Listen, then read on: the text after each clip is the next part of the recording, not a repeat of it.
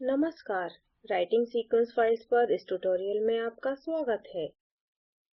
इस ट्यूटोरियल में हम सीखेंगे कि सीक्वेंस रिकॉर्ड ऑब्जेक्ट्स कैसे बनाते हैं, सीक्वेंस फाइल्स कैसे लिखते हैं, फाइल फॉर्मेट्स में कैसे बदलते हैं और लंबाई के आधार पर फाइल में रिकॉर्ड्स को कैसे सॉर्ट यानी कि छांटते हैं। इस ट्यूटोरियल के अनुसरण के लिए आपको स्नातक स्तर की बायोकेमिस्ट्री या बायोइन्फॉर्मेटिक्स और बुनियादी पाइथन प्रोग्रामिंग के साथ परिचित होना चाहिए। दिए लिंक पर पाइथन ट्यूटोरियल्स को देखें। इस ट्यूटोरियल को रिकॉर्ड करने के लिए मैं उपयोग कर रही हूँ Ubuntu OS version 14.10, Python version 2.7.8, IPython interpreter version 2.3.0 और बायोपाइथन वर्जन 1.64। हमने फाइल की विषय वस्तु को पढ़ने के लिए पहले ही पार्स और रीड फंक्शंस के बारे में सीखा है। इस ट्यूटोरियल में हम सीखेंगे कि एक फाइल पर सीक्वेंसेस लिखने के लिए राइट फंक्शन कैसे उपयोग करते हैं और विभिन्न फाइल फॉर्मेट्स के बीच अंतर रूपांतरण करने के लिए कन्वर्ट फंक्शन कैसे उपयोग करते हैं। अब मैं दिखाती हूँ कि राइट फंक्शन को कैसे उपयोग करते हैं। यहाँ एक प्रोटीन सीक्वेंस के साथ एक टेक्स्ट फाइल है। यहाँ प्रदर्शित सीक्वेंस इंसुलिन प्रोटीन है। फाइल कुछ जानकारी जैसे जीआई एक्सेशन नंबर और डिस्क्रिप्शन भी रखती है। अब हम फास्टा फॉर्मेट में सीक्वेंस के लिए एक फाइल बनाएंगे। पहली स्टेप है सीक्वेंस रिकॉर्ड ऑब्जेक्ट बनाना। सीक्वेंस रिकॉर्ड ऑब्जेक्ट के बारे में अधिक जानकारी। यह सीक्वेंस इनपुट आउटपुट इंटरफेस के लिए बुनियादी डेटा टाइप है। सीक्वेंस रिकॉर्ड ऑब्जेक्ट में एक सीक्वेंस उच्च लेवल फीचर्स जैसे कि आइडेंटिफायर्स और डिस्क्रिप्शंस के साथ संयुक्त की जाती है। कंट्रोल ऑल्ट और टी कीज एक साथ दबाकर टर्मिनल खोलें। प्रॉम्प्ट पर टाइप करें IPython, एंटर दबाएं।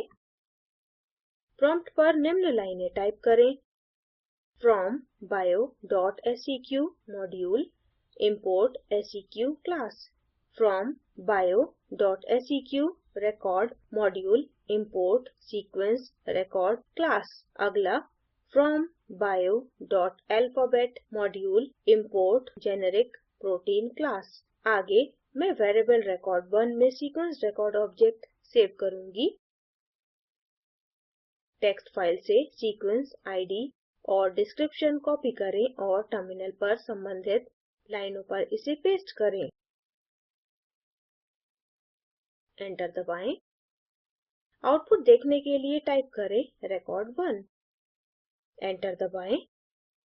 आउटपुट इंसुलिन प्रोटीन सीक्वेंस को सीक्वेंस रिकॉर्ड ऑब्जेक्ट की तरह दिखाता है। यह आईडी और डिस्क्रिप्शन के साथ सीक्वेंस दिखाता है। हम उपरोक्त सीक्वेंस रिकॉर्ड ऑब्जेक्ट को फास्टा फाइल में बदलने के लिए राइट फंक्शन उपयोग करेंगे। बायो पैकेज से seqio मॉड्यूल इंपोर्ट करें। आगे सीक्वेंस ऑब्जेक्ट को फास्टा फाइल में बदलने के लिए राइट फंक्शन के साथ कमांड लाइन टाइप करें।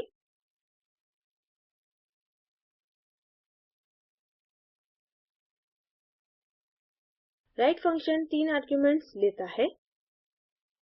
पहला सीक्वेंस रिकॉर्ड ऑब्जेक्ट संचित करने वाला वेरिएबल है। दूसरा फास्टा फाइल लिखने के लिए फाइल नाम है। तीसरा लिखने के लिए फाइल फॉर्मेट है। एंटर दबाएं। आउटपुट 1 दिखाता है जिसका मतलब है हमने एक सीक्वेंस रिकॉर्ड ऑब्जेक्ट को फास्टा फाइल में बदल दिया है। फास्टा फॉर्मेट में फाइल example.fasta की तरह होम फोल्डर में सेव की जाती है। मैं आपको चेतावनी देती हूँ, आउटपुट उसी नाम की किसी भी पहले से मौजूद फाइल पर ओवरराइट होगी। फाइल देखने के लिए होम फोल्डर में फाइल पर जाएं। इस फाइल को टेक्स्ट एडिटर में खोलें। प्रोटीन सीक्वेंस अब फास्टा फॉर्मेट में है। टेक्स्ट एडिटर बंद करें। बहुत से बायोइन्फॉर्मेटिक्स टूल्स विभिन्न इनपुट फाइल फॉर्मेट्स लेते हैं, अतः कभी-कभी सीक्वेंस फाइल फॉर्मेट्स के बीच अंतर रूपांतरण की ज़रूरत होती है। हम seqio मॉड्यूल में कन्वर्ट फंक्शन उपयोग करके फाइल रूपांतरण कर सकते हैं। प्रदर्शन के लिए मैं जेनबैंक फाइल को फास्टा फाइल में बदलूंगी। मेरे होम फोल्डर से एक जेनबैंक फाइल लें। इसे टेक्स्ट एडिटर में खोलें। फाइल GenBank फॉर्मेट में HIV जीनोम रखती है। यह GenBank फाइल के पहले भाग में जीनोम में सारे जीन्स के विवरण रखती है। इसके बाद पूरी जीनोम सीक्वेंस आती है।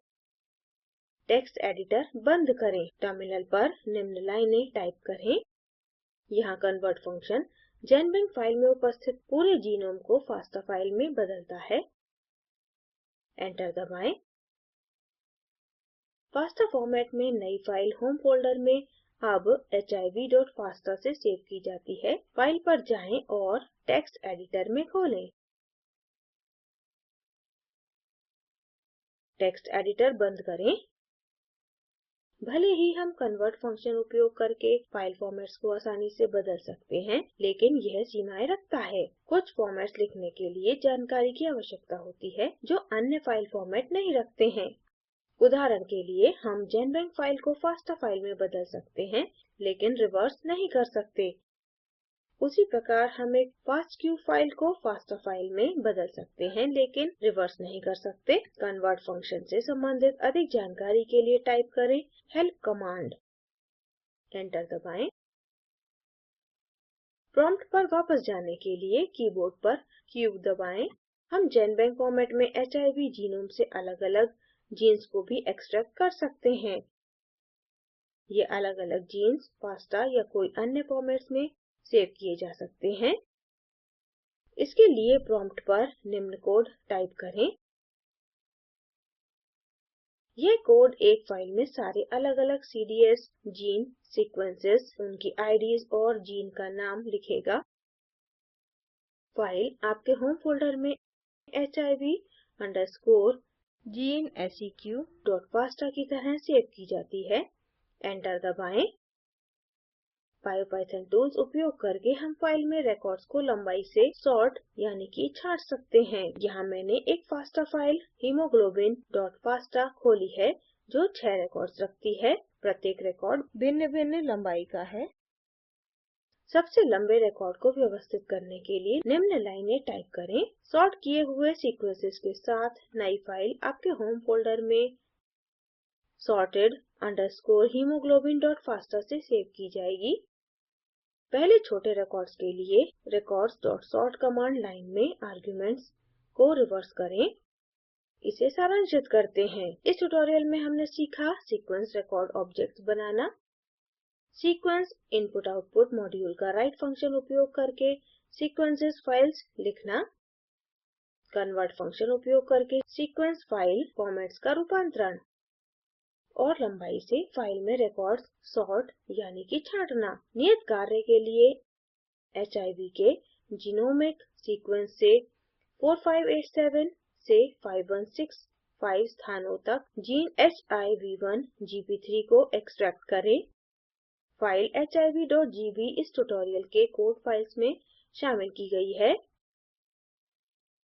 आपका पूर्ण नियत कार्य निम्न कोड रखेगा।